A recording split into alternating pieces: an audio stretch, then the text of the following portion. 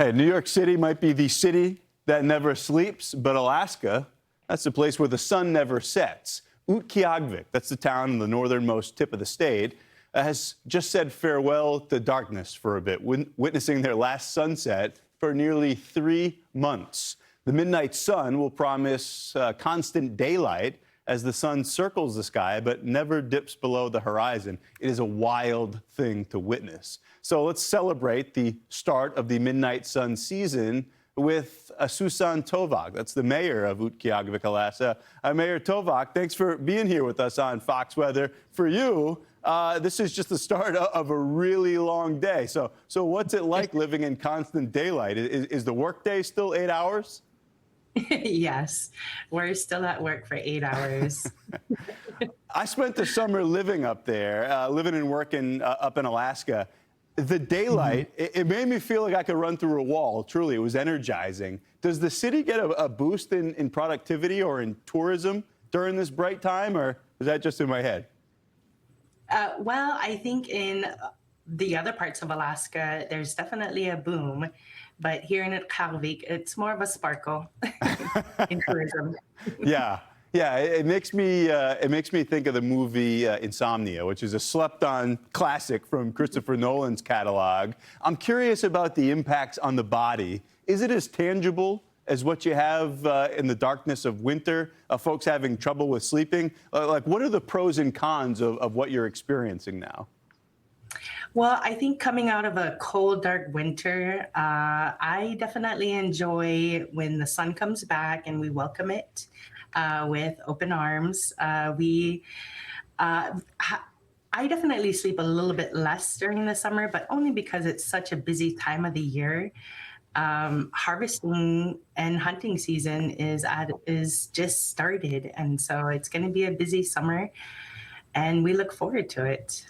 As far as sleeping, if you don't have those blackout curtains, or sometimes tinfoil will have to help make the room dark, because if not all of them, blackout curtains aren't working, you're not sleeping. It's hard to sleep with the sun out. Exactly. Yeah, the blackout. I saw that in the movie. Like I was talking about, I was on a fishing boat with no windows, so that certainly helped. But what does the town look like? Say it's 2 or 3 in the morning.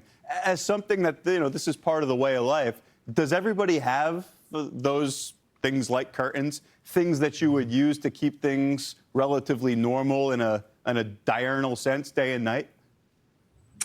I'm born and raised here, so the shifting is something I look forward to.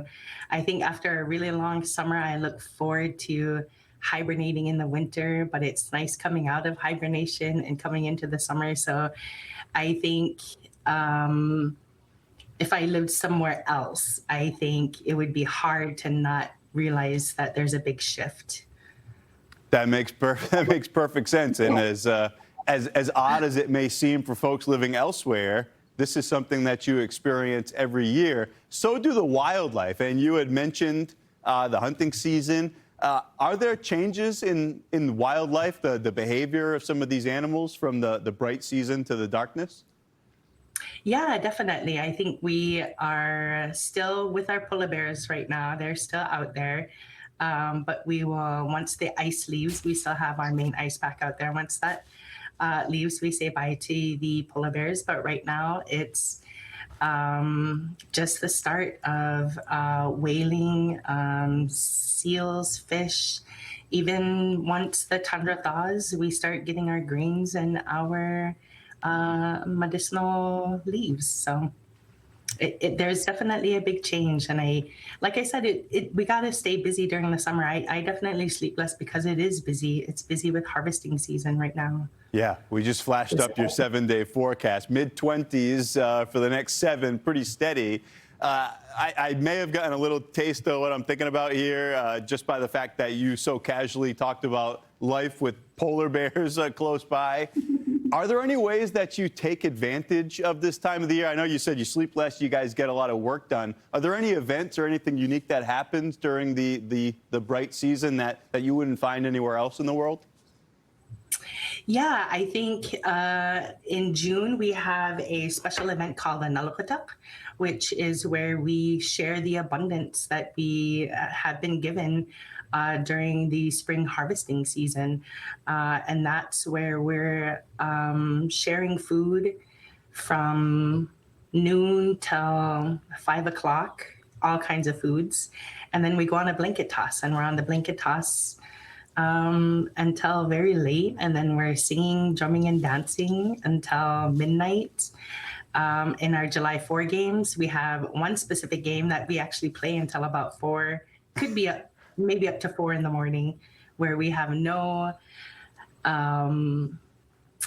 curfew, and the kids are playing a very fun game in the middle of town. Why not? And your football team there, you've got the northernmost football field in the world. We're going to check back in with them. They powered through. I think they won their Division One all the way to the state title game. All kinds of special things happening in a super unique place.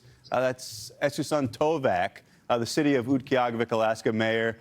Thanks for joining us on Fox Weather. I guess I'll say enjoy the day, even if it's a few months long. It'll be day until Thanksgiving. Great to speak with you. Thank you. Thank you so much, Ian.